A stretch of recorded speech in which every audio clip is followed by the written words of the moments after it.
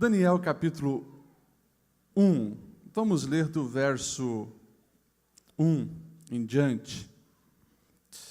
Os irmãos acharam? Amém? Daniel capítulo 1, do verso 1 em diante diz: No terceiro ano do reinado de Joaquim, rei de Judá, Nabucodonosor, o rei da Babilônia, veio a Jerusalém e a sitiou. E o Senhor entregou Joaquim, rei de Judá, nas suas mãos, e também alguns dos utensílios do templo de Deus. Ele levou os utensílios para o templo do seu Deus, na terra de Sinear, e os colocou na casa dos tesouros dos seus deuses. Depois o rei ordenou a Aspenaz, o chefe dos oficiais da sua corte, que trouxesse alguns dos israelitas, das famílias reais e da nobreza, jovens, sem defeito físico, de boa aparência, cultos, inteligentes, que dominassem os vários campos do conhecimento, fossem capacitados para servir no palácio do rei, e ele deveria ensinar-lhes a língua e a literatura dos babilônicos. De sua própria mesa, o rei designou-lhe uma porção diária de comida e vinho, e eles receberiam um treinamento durante 3 anos. Depois disso, passariam a servir o rei. Entre esses estavam alguns que vieram de Judá: Daniel, Ananias, Misael e Azarias.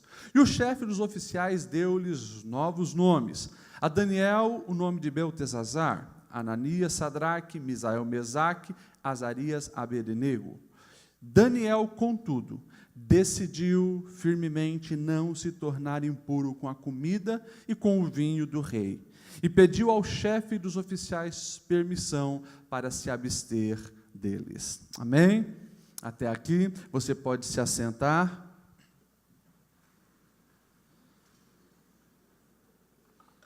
Meus irmãos, talvez entre as palavras que mais ouvimos nesses últimos dias, nós temos ouvido novamente, com muita constância, a palavra crise. A palavra crise. E quando essa palavra ela é falada, a gente precisa sempre entender que também, em dias de crises, são dias de oportunidades. Dias de crises são dias de oportunidades. Não falo dessa oportunidade corrupta do jeitinho brasileiro, como nós vimos aí.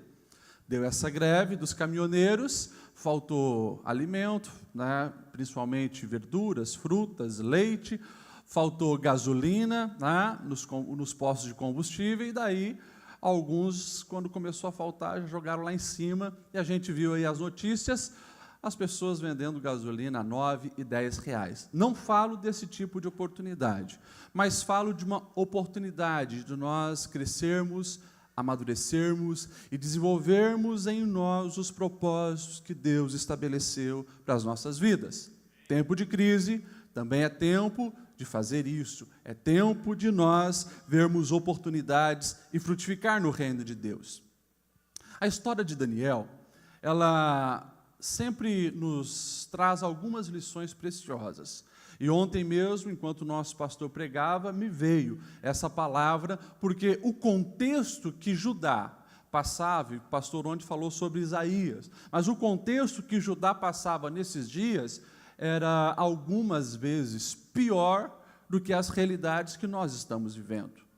Quando nós olhamos, por exemplo, aqui, já no livro de Daniel, o texto deixa bem claro, e os versículos iniciais vai dizer de um cerco que o rei Nabucodonosor, rei da Babilônia, ele faz em Judá. Sabemos que esse rei, ele cerca Judá e eles então começam a invadir e levar algumas pessoas cativas. As guerras antigamente são bem diferentes. Você precisa imaginar aquelas grandes cidades muradas, e você precisa entender que os cercos eles demoravam dias, semanas, meses e às vezes até anos. Eles literalmente, impediam a entrada de alimento, procuravam fechar as fontes de água até o povo perecer. E o povo ia perecendo, enfraquecendo, e eles conseguiam entrar. Houveram pelo menos 3 vezes, Nabucodonosor Nabucodonosor entra em Judá, entra em Jerusalém, saqueia e leva alguns cativos. Esse aqui que nós estamos vendo, de Daniel, onde Daniel, o Ananias, o Misael e o Azarias são levados, é a primeira leva, no ano de 605, 606. Nós vamos ver, alguns anos depois, uma segunda leva, por volta de 597, nessa outra leva, o profeta Ezequiel é levado, e uma terceira leva, que daí toda a cidade é destruída, o templo, né, o grande templo de Salomão é destruído e muitas outras pessoas são levadas. Esse é o contexto e esse é o cenário da história de Daniel.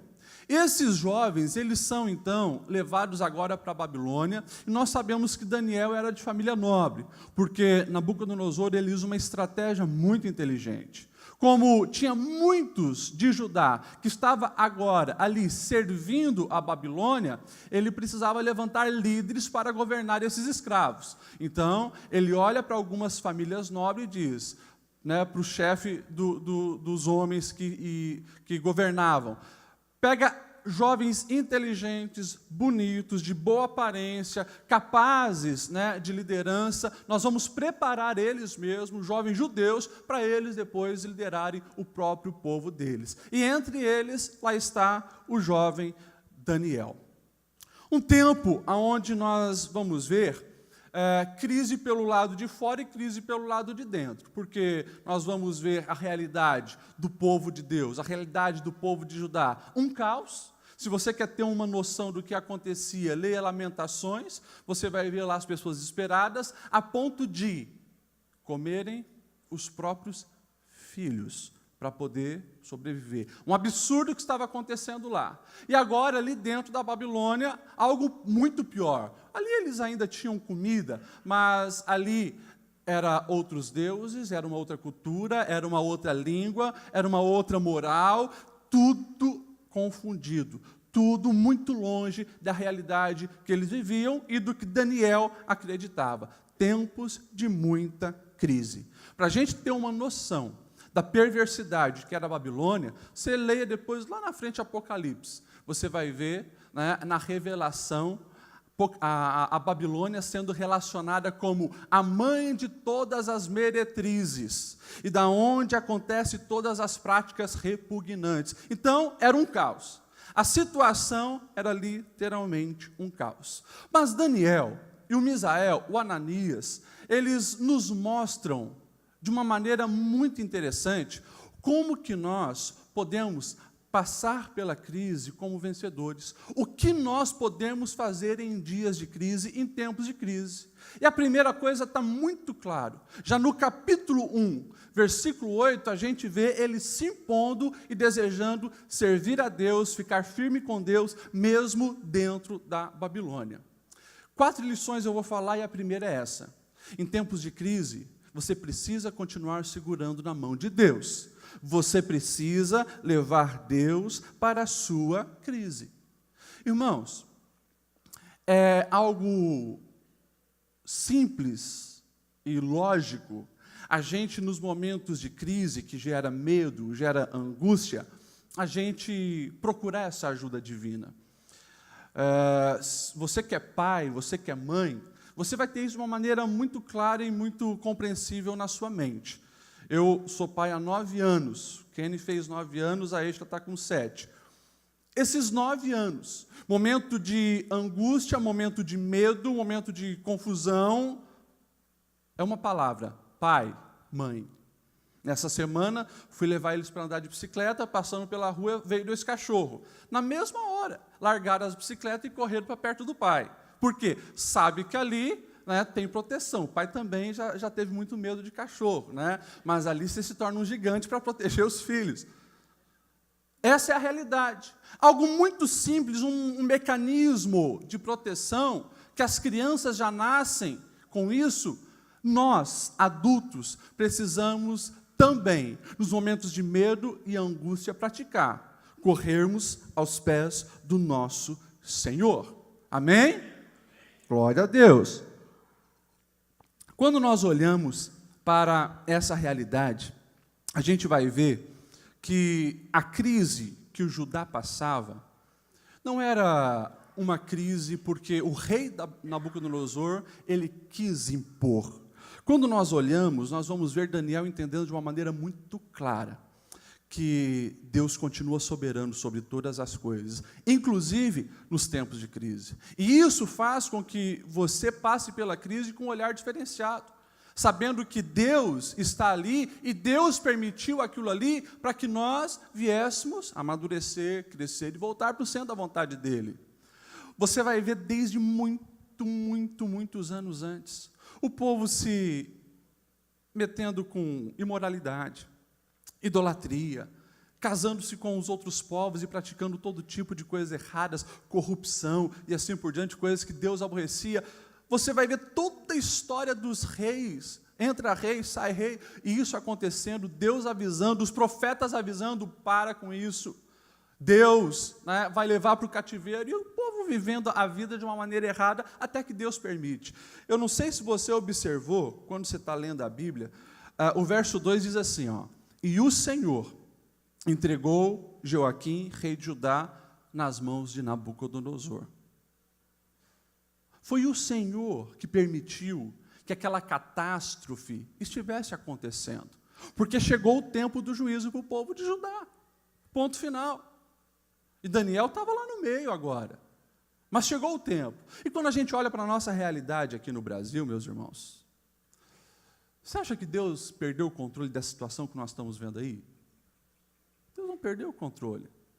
Você acha que muito disso que nós estamos colhendo não são sementes que vêm sendo lançadas há tanto tempo? É muito simples, é muito simples. Você chega em casa hoje, você liga a televisão, pega a sua Bíblia e veja quantos das programações, principalmente dos canais abertos, estão promovendo os valores do bem, os valores dos céus, os valores de Deus. Quase nenhum, praticamente zero. Você vai ligar hoje, por exemplo, o Fantástico, quando chegar em casa, você vai ver muita notícia da parada gay. Uma mídia manipuladora, onde teve a marcha para Jesus, e surgiu no G1 umas 2, 3 notícias, que é o canal da Globo. Agora, hoje era o dia inteiro, 10, 15, 20 reportagens, o tempo todo ali, falando da marcha dos LGBTs. Um dado que saiu essa semana, a média de abortos cometidos no Brasil gira em torno de 100 mil por ano. 100 mil abortos por ano num país que considera isso como crime. Não pode. Então, para você ter uma ideia, no mundo espiritual, as sementes que estão sendo lançadas no nosso Brasil, na nossa nação, nós estamos colhendo o que foi plantado, e infelizmente muita coisa está sendo plantada. Nós devemos fazer o quê? Nós devemos ficar de braços cruzados e questionar Deus porque Deus nos esqueceu? Não.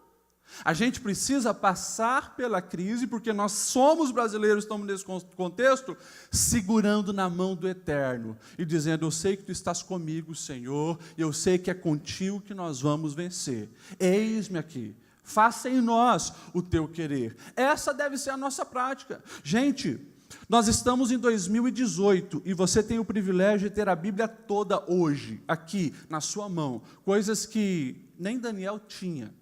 Na verdade, se você pegar todo o Antigo Testamento, eles não tiveram o privilégio da revelação maior, que é Cristo, que nós temos hoje. Mas todas as histórias você vai ver a mesma coisa acontecendo. As pessoas enfrentando o desafio, enfrentando os tempos de crises, mas eles sabiam que para você passar pela crise de cabeça erguida e sair vencedor, você precisa estar firme com Deus. Nós vamos ver isso repetir na história de José, lá atrás, quando é levado para o Egito, ou seja, levou Deus para o seu cativeiro, para a sua escravidão. Nós vamos ver Moisés, ao ter que liderar mais de 1 milhão de pessoas teimosas, que tinham coração ainda no Egito, no meio do deserto, mas ele levou Deus. Nós vamos ver o Samuel tendo que lidar com os filhos corruptos de Eli, e os seus próprios filhos também estavam se afastando de Deus, mas ele estava ali firme com Deus. Nós vamos ver Davi, durante muitos anos sendo caçado por Saul, mas está ali os Salmos, ele clamando a Deus o tempo todo, dizer: fica comigo, Senhor. Nós vamos olhar a palavra de Deus e nós vamos ver Esther, lutando contra a extinção do seu povo, orando e jejuando naquele momento. Nós vamos olhar para a palavra Neemias, quando volta agora, sai depois da Babilônia e leva o povo de novo para Canaã, ele buscando a ajuda de Deus. O tempo todo nós vamos ver assim. Quando nós vamos para o Novo Testamento, a gente vai ver um Paulo que é preso, é apedrejado, sofre perseguição, sofre naufrágio, mas o tempo todo ele sabendo que precisava estar conectado com Deus. Meus irmãos, passe pelas crises que o Brasil tem passado, e enquanto tem muita gente fugindo do Brasil, a gente sabe que principalmente Europa e Estados Unidos, muita gente está fugindo do Brasil, nós estamos aqui, a gente precisa passar pelas crises com Deus. Lá na frente, já depois de idoso, lá no capítulo 6 de Daniel, nós vamos ver uma prática que ele tinha todos os dias. 3 vezes estava em oração com Deus. Eu tenho visto Deus usar essa crise toda no Brasil para o povo dele começar a se despertar para isso. Ontem o nosso pastor pregou aqui. É tempo de se humilhar e buscar a face de Deus. Essa semana, eu como pastor fiquei muito feliz, porque nós tivemos aqui um momento de oração na madrugada, e nós estávamos aqui em mais de 60, 70 pessoas. Glória a Deus por isso. Se a gente olhar, quem sabe, algum tempo atrás, não dava isso. Quantas vezes a gente estava aqui orando sozinho? Então, nós estamos vendo as pessoas compartilharem pelo WhatsApp essa noção. É tempo de oração. E hoje mesmo alguém mandou ali o videozinho de um pastor coreano, não sei quem viu, né? Descendo a lenha na igreja brasileira, que precisa realmente se consertar e voltar para o centro da vontade de Deus. É isso, irmãos. Nós precisamos entender que na crise é com Deus que nós vamos vencer. Eu passei vergonha agora em maio, eu fui 3 dias lá em São Paulo para um seminário que falava sobre implantação e revitalização de igreja, 3 dias lá, ouvindo os coreanos, da Coreia do Sul. E confesso que inicialmente eu fiquei muito frustrado, porque assim, pela nossa realidade aqui, a The Blue é uma igreja que sempre é vanguarda, nos estudos, na busca pelo conhecimento, nós sempre estamos na frente, né? Falei, poxa, mas não tem nada assim, né, demais, né? Foi o Tiago comigo, foi o Samuel, né, o da reconciliação e do discipulado, nós fomos lá para querer, mas o básico do básico, que é aquilo que a gente já sabe, ele só faz uma coisa, eles colocam em prática. Eles colocam em prática. Simples assim. E daí depois o Espírito Santo ficou trabalhando comigo na outra semana, né, latejando na minha mente. Porque num do discurso de um dos pastores lá, uma igreja que vai fazer 40 anos, né, eles já passaram dos 30 mil membros, ele vai dizer assim, olha,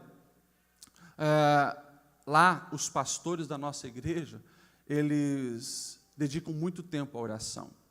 Ele diz, não tem como um pastor lá na Coreia ser pastor se não dedica 2 horas de oração por dia. E daí ele começou a falar sobre os novos convertidos. Eles são convocados a 30 minutos de oração por dia. Daí ele começou a falar uma coisa que eu fiquei abismado. As igrejas na Coreia, quando dá 3 da madrugada, 4 da madrugada, eles abrem as portas. Para quê? Para o povo orar. E a igreja deles, que cabe em torno de 10 a 15 mil pessoas, ele diz, fica a fila de fora, às 4 da madrugada. E daí a gente começa a olhar a história da Coreia do Sul, e a gente começa a entender o que de fato aconteceu. Eles estavam numa grande crise, mas dobraram os joelhos, começaram a buscar a face de Deus, levaram Deus para o meio da crise, e são hoje um exemplo em muitas áreas para todas as nações. Nós precisamos nos despertar, Estamos em crise? Estamos em crise. Mas não é para baixar a cabeça, ficar murmurando, reclamando. Você levanta a cabeça e você vai buscar a presença de Deus, porque é de Deus que nós precisamos. Amém? Depois, em tempos de crise, nós precisamos lutar firmemente para fazer a vontade de Deus. Está ali o texto que nós lemos, o verso 8 diz: e Daniel propôs no seu coração de uma maneira firme, convicta, não se contaminar com os manjares do rei. Irmãos, para pensar nesse contexto. Daniel ele é levado como escravo para a Babilônia. Mas por ser de família nobre, boa aparência, inteligente, bateram o olho nele e disse: vamos treinar esse moço, ele tem futuro. Começaram a ensinar as culturas dos caldeus e, um bônus, vai poder comer a mesma comida do rei. A comida do rei, a gente não sabe o que era, mas o McLanche Feliz ficava aqui, comparado ao que eles tinham naquela época lá. Gente, nós estamos falando de Nabucodonosor. Ele era o imperador do mundo, considerado o imperador do mundo nessa época. Tanto que, no capítulo 2, quando ele vai ter uma visão, o próprio Deus vai dizer que ele era rei de reis. E a visão da estátua, ele era a cabeça de ouro. Porque bem provável que de todos os reinos já passaram, nenhum chegou no nível que era o império de Nabucodonosor. Então, agora, aqueles jovens, eles teriam a oportunidade de estar ali, se alimentando da comida do rei. Só que, bem provável, essa comida era oferecida a deuses estrangeiros antes de chegar ali. Os primeiros vinhos, eles eram derramados diante dos outros deuses como oferta. Bem provável, havia imoralidade sexual durante os banquetes. Quando Daniel, ele está ali recebendo aquela proposta tentadora, ele diz: não, eu estou com Deus e eu abro mão disso para ficar com os valores do meu Deus. Meus irmãos, nós precisamos entender algo muito importante. Em tempos de crise, as setas malignas, elas continuam sendo lançadas sobre nós. Tanto quando você estiver no sucesso, seja financeiro, seja profissional, ou no fracasso, você vai ver que esses extremos são lugares onde as pessoas cometem as maiores besteiras da sua vida. Não, porque está numa pindaíba financeira. Daí essa pessoa, ela está irritada, principalmente os homens. Ele fica irritado, fica angustiado, começa a brigar muito com a sua esposa, porque ele está estressado dentro de casa, não está dando para pagar as contas, e daí, no meio de tanta briga, o diabo coloca uma voz doce e feminina para seduzi-lo. Uma pessoa que aparentemente parece, não, vai acalmar o coração, e aquele homem cai em adultério ali, naquele momento da crise. Isso tem acontecido, infelizmente, de uma maneira intensa. Famílias se destruturando, porque no momento da crise, o diabo viu uma oportunidade de lançar a brecha para aquela pessoa pecar, e ela cai na cilada, e ela cai no laço, sem nem perceber. Nos tempos de crise, nós precisamos continuar firmados na palavra, porque é dessa maneira que nós purificamos os nossos caminhos, é dessa maneira que nós enxergamos e temos discernimento para ver o que é e o que não é, e podemos livrar-nos assim das setas malignas. Os valores ali da Babilônia eram caóticos, e a sutileza já começa na identidade. Daniel, você não vai mais chamar Daniel, porque Daniel significa que Deus é meu juiz, você vai chamar Beltesazar. Beltesazar é mais bonito. Bel protege e dá vida. Bel, uma divindade. A mesma coisa acontece com Misael, o Ananias, o Azarias, se tornam Sadraque, Mesaque e Abdenego. Misael, quem é como meu Deus? Se torna Mesaque. Acu é único, que era um deus babilônico. Ananias, Deus demonstra graça, vai para Sadraque, amigo de reis. Azarias, a quem Deus ajuda, vai para Abdenego, servo de Nebo. Então, os nomes eles vão mudando. E é interessante que vários jovens, não foi só os 4, vários jovens foram selecionados para estar ali agora no treinamento. Eu me pergunto, cadê eles? Os 4 viram que tinha coisa errada ali e decidiram firmemente não se contaminar. E claro, a decisão deles precisa ser com atitude. Eles não decidem aqui na mente ou no coração e vão para o banquete. Eles decidem e primeiro passo, qual é a solução? Vamos falar com Aspenaz, que é o chefe responsável por nós. Olha, nós não vamos participar disso aí. Como não? Vocês vão ficar fracos. Não, traz água, traz vegetal para a gente. O rei vai cortar minha cabeça. Faz um teste de 10 dias então primeiro.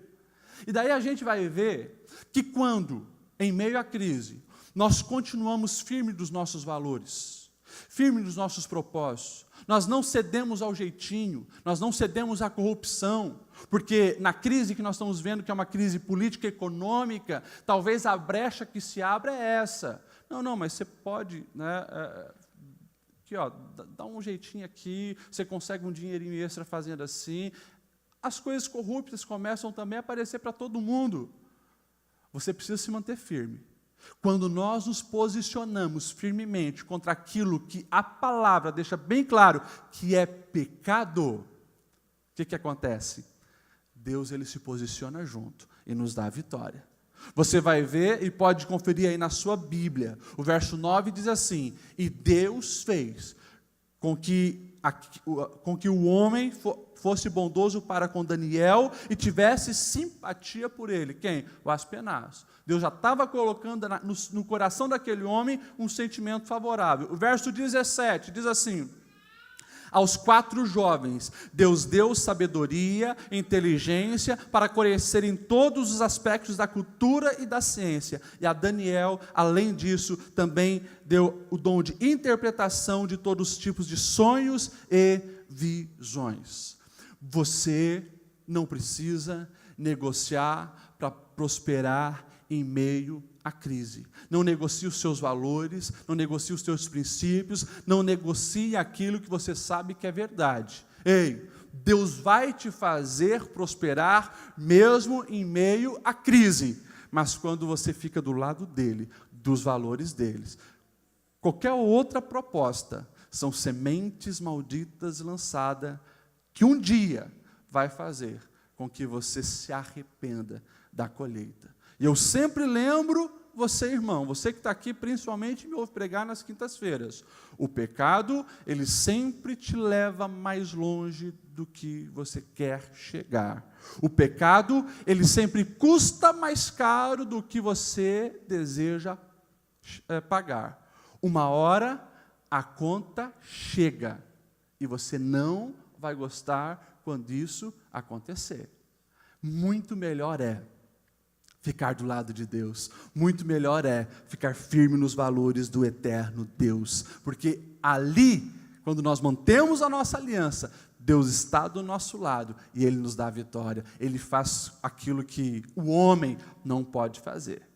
Terceira lição que nós precisamos aprender, e deixa eu correr aqui, é que na crise, nós também precisamos entender que Deus deseja nos usar como instrumento dEle.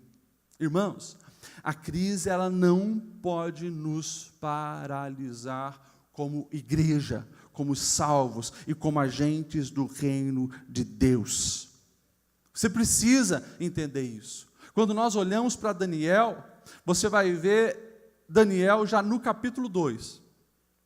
Ele sendo usado de uma maneira fantástica por Deus. No capítulo 2, Nabucodonosor ele tem um sonho. E a gente não sabe se ele esqueceu o sonho ou se ele queria pegar realmente os sábios. E ele diz assim, olha, eu não vou contar o sonho, mas eu quero que vocês, se vocês sabem interpretar sonho, primeiro me conte o sonho e depois me conte a interpretação. Nenhum dos sábios da Babilônia conseguia. E o que foi ordenado? Matem todos. São tudo uns pilantras, tudo uns enganador. Pode matar todos, nenhum é sábio de verdade. Quando vão bater na porta de Daniel, pegar ele para matar também, porque ele já estava entre os sábios da Babilônia, não, mas não estou sabendo de nada, me leve ao rei. Rei, me dá um momento de oração. E Daniel chama os seus amigos, Ananias, Misael e Azarias, vamos orar. Vamos estar aos pés do Senhor em oração. E eles estão lá em oração, Deus revela, e Ele vai contar o sonho dessa estátua. Irmãos, É fantástico. Depois você leia Daniel capítulo 2. O rei ele sonha com uma estátua, cabeça de ouro, ombros e braços de prata, o ventre e as coxas de bronze, e as pernas de ferro e os pés com barro misturado. Isso era já profecia dos reinos que viriam depois. A Babilônia, cabeça, com o rei Nabucodonosor. Ali, os ombros eram o Império Medo-Persa, com Ciro e Dário. O abdômen de bronze e as coxas de bronze eram os gregos, com Alexandre o Grande. E as pernas de ferro, ferro porque era realmente a potência do exército dos romanos, depois principalmente de Júlio César. E ele vai contar isso, mas é lindo quando 500 anos antes ele começa já a falar de Jesus. Rei Nabucodonosor, você no sonho, você viu que uma pedra, não feita por mãos humanas, não lançada por mãos humanas, ela vem. E ela bate naqueles pés e destrói toda aquela estátua. Você percebeu que essa pedra, ela foi crescendo, crescendo, crescendo, se tornou uma montanha que invadiu o mundo inteiro, não é? O que ele estava falando? Ele estava falando de Cristo e estava falando da igreja. 500 anos antes, Daniel falando de Cristo e falando da igreja. Quando Nabucodonosor ele ouve aquilo ali, ele começa a perceber que o Deus de Daniel é o verdadeiro Deus. E eu começo a observar como Daniel, ele foi um instrumento de Deus ali na Babilônia. Você vai ver, por exemplo, aqui, o capítulo 2, versículo 47. Olha o que Nabucodonosor ele vai dizer. Disse o rei: não há dúvida de que o seu Deus, Daniel, é o Deus dos deuses, o Senhor dos reis, e aquele que revela os mistérios, pois você conseguiu revelar este mistério. Lá na frente, o rei Dário vai fazer a mesma coisa, exaltando o Deus verdadeiro diante de todos os povos, mandando carta para todos os povos, para glorificar o verdadeiro Deus. Meus irmãos, crise é oportunidade, como eu disse, de você crescer em Deus, você se fortalecer em Deus e você revelar o seu Deus para as pessoas que te cercam. Tem muita gente que jamais pisaria numa igreja evangélica quando tivesse com o dinheiro no bolso, a conta recheada, o carro do ano. Mas quando a crise bate, o desespero bate, porque para ele o Deus é o dinheiro. Mas quando ele fica sem o seu dinheiro, ele está disposto a fazer tudo. E aqui, nós temos, principalmente na quinta-feira, visto pessoas que passaram no centro espírita, passaram num centro de macumba, porque eles estão desesperados. E daí, pela primeira vez na vida, eles chegam numa igreja evangélica. Nós precisamos de oração, nós precisamos ver o que Deus tem para fazer, nós precisamos de ajuda. Eles não têm noção da dimensão da vida espiritual, mas na crise, eles buscam, na crise, eles procuram. Nós, como igreja, estamos tendo uma baita oportunidade de frutificar nesses dias, de ser agente de Deus nesses dias, de estender a mão quando a gente pode estender a mão, de fazer prova com Deus diante dos nossos parentes, que também repudiam crente, repudiam a igreja, mas na crise estão precisando de uma ajuda. É uma brecha que Deus ali abriu agora, para que a gente entre e a gente possa ajudar. Irmãos, crise é tempo de oportunidade, e como igreja nós precisamos despertar para isso.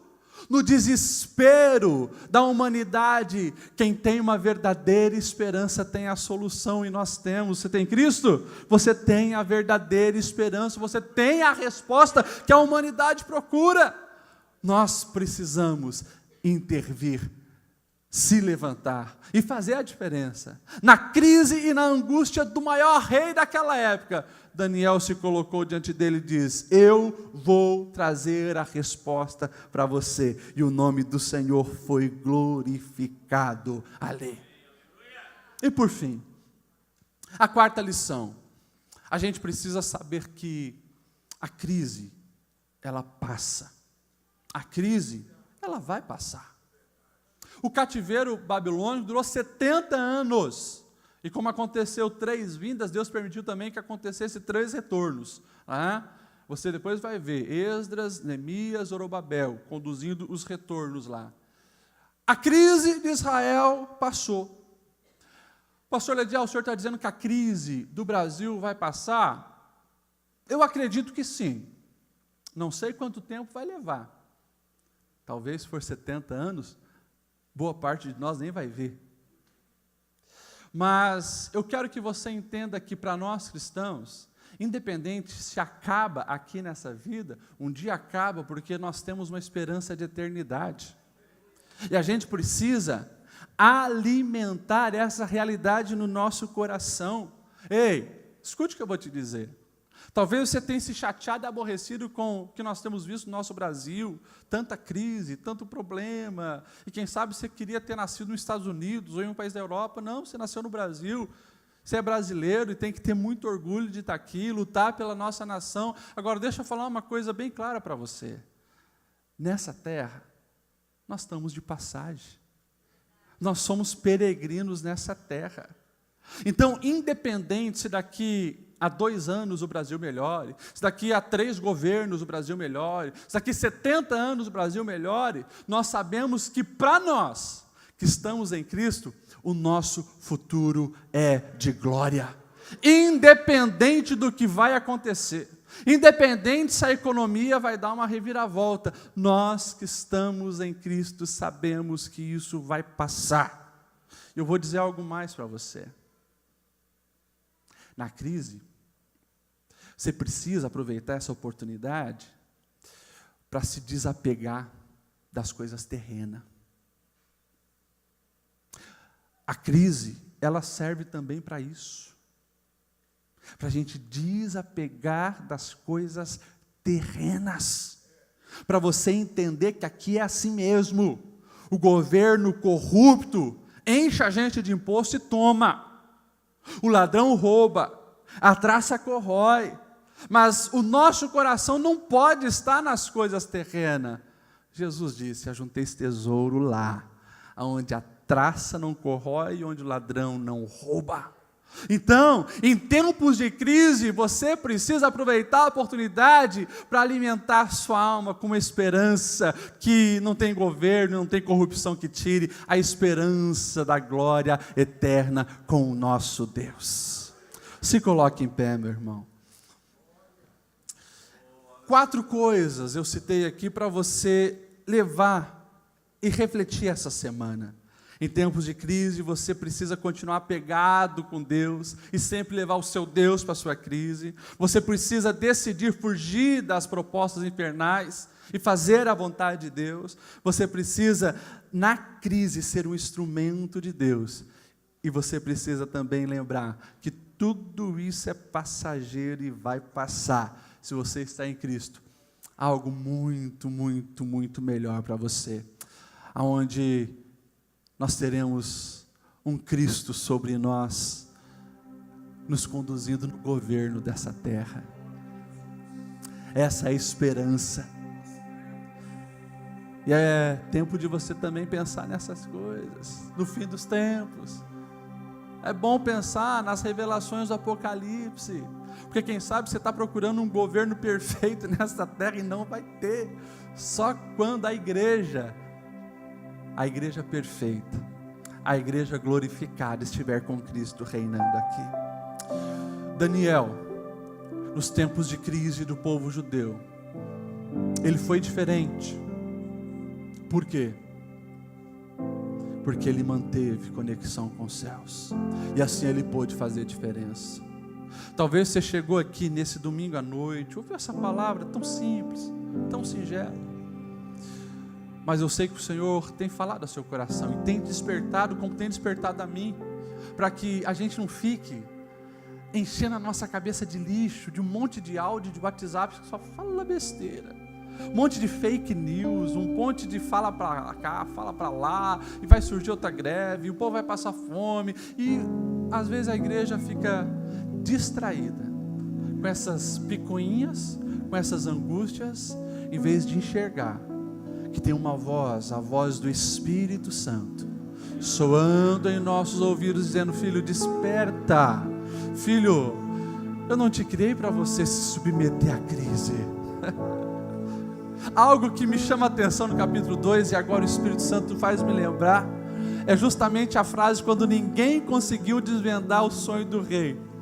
Todos os sábios, eles vão diante do rei e dizem: rei, ninguém é capaz de fazer isso, porque essa habilidade é uma habilidade divina, e os deuses não habitam no meio dos homens. Até, quem sabe algumas horas depois, surgir Daniel e dizer: mentira, estou aqui e o Espírito de Deus está na minha vida. Está aqui a solução, rei. É tempo de nós nos enchermos do Espírito Santo. E se você crê no Espírito Santo, você precisa deixar Ele conduzir a sua vida. Você precisa amanhã se levantar e quando ouvir aquelas murmurações, reclamações no seu trabalho, você dizer: nós vamos orar, nós vamos falar de Deus, porque Deus tem a solução, Deus está nos ensinando algumas verdades. A gente precisa ser instrumento do Espírito Santo. Feche seus olhos, comece a conversar com o Espírito Santo. Aleluia, aleluia. Você ouviu uma palavra de Deus no seu coração, mas antes de nós orarmos, eu quero perguntar para você que chegou aqui nesta noite, quem sabe com uma angústia, quem sabe você foi atingido terrivelmente por esta greve e você está dizendo: não sei o que vou fazer. Nós queremos orar por você. Ou quem sabe você chegou aqui e você ainda não tem a certeza da salvação da tua alma. Você não entende que o Senhor está dizendo para você: filho meu, dai-me o teu coração. Você precisa dar o teu coração para Jesus. Tem alguém que quer aceitar a Jesus? Tem alguém que quer dizer: Senhor, entra no meu coração. Eu preciso dessa paz, preciso dessa segurança. Aonde tem alguém para Jesus nessa noite? Eu quero orar por você.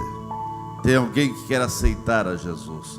Quer dizer: eu preciso de mudança, preciso mudar a minha vida, preciso ter novas experiências, preciso de coisas novas, eu preciso de Deus na minha vida, eu preciso de Deus na minha vida. Aleluia. Aonde tem mais alguém para Jesus? Aonde tem mais alguém para Jesus? Ou você parou no meio da caminhada, você se distanciou? Volte, venha para Jesus.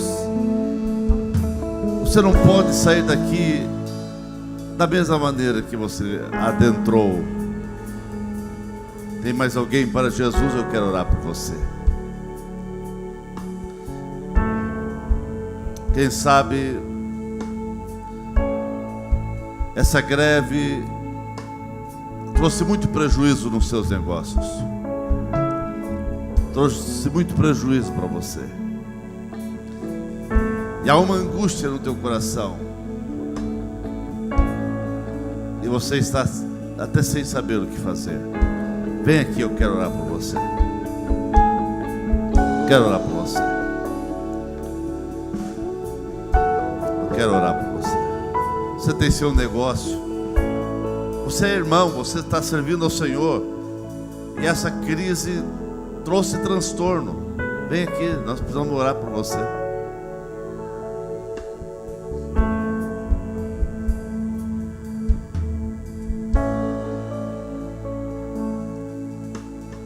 Quem sabe você chegou aqui nessa noite uma angústia, com muitos porquês,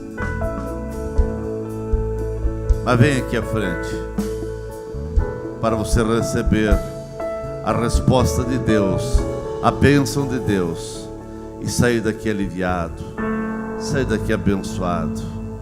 Vem aqui à frente. Aqui é o lugar da tua vitória, aqui é o lugar da tua bênção, aqui é o lugar de você ser abençoado, você receber a oração da fé. Aleluia, Aleluia. Aleluia. Oramos nesse momento. Pai Santo, Pai querido, aqui na frente tem pessoas que estão voltando à tua casa. Tem pessoas que estão te aceitando como único e suficiente Salvador. Mas também tem pessoas que estão angustiadas, porque todo esse transtorno também atingiu seus negócios. Tem pessoas que foram prejudicadas financeiramente com tudo que aconteceu. Deus, estende as tuas mãos santas e misericordiosas para ajudar, para alavancar, animar, motivar, e que todos possam sair daqui renovados, avivados, que todos possam entender que é momento de apegarmos a Ti, Senhor. Entra no coração dessa mulher, desse homem, desse jovem, desse Senhor. Oh Deus, abençoa os negócios também do Teu filho, aquele que tem seus negócios. Ah Deus, vem abençoar. Olha para aqueles que estão desempregados, abre portas de emprego.